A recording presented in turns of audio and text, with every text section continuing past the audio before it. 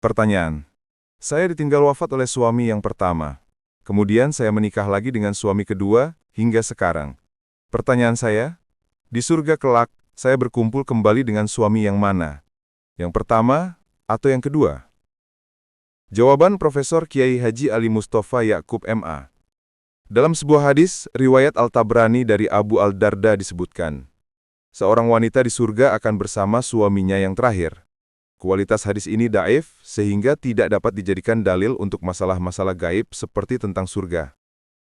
Sebagian ulama ada yang berpendapat, seorang wanita yang pernah menikah dengan lebih dari satu suami, maka apabila masuk surga, ia dapat memilih suami yang dikehendakinya.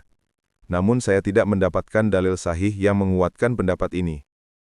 Kenikmatan surga adalah kenikmatan yang belum pernah dilihat mata, didengar telinga, dan terlintas dalam benak manusia.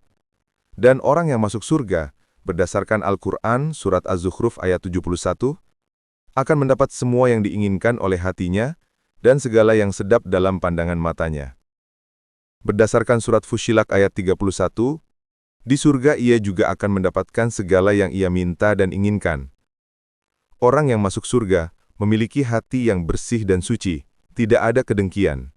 Ini berdasarkan Surat Al-Hasyr ayat 43, dan Surat Al-Hijr ayat 47. Seorang wanita yang ketika di dunia memiliki suami lebih dari satu, jika ia menghendaki, ia bisa bersama suaminya yang pertama. Dan jika ia menghendaki, ia dapat memilih bersama suami yang kedua. Ini karena semua yang dikehendaki penghuni surga akan dipenuhi oleh Allah.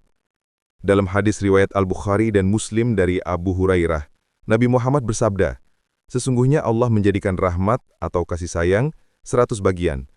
99 bagian lah simpan di sisinya, sedangkan 1 bagian lah turunkan di dunia, dan dibagi untuk seluruh makhluknya, sehingga mereka saling mengasihi dan menyayangi.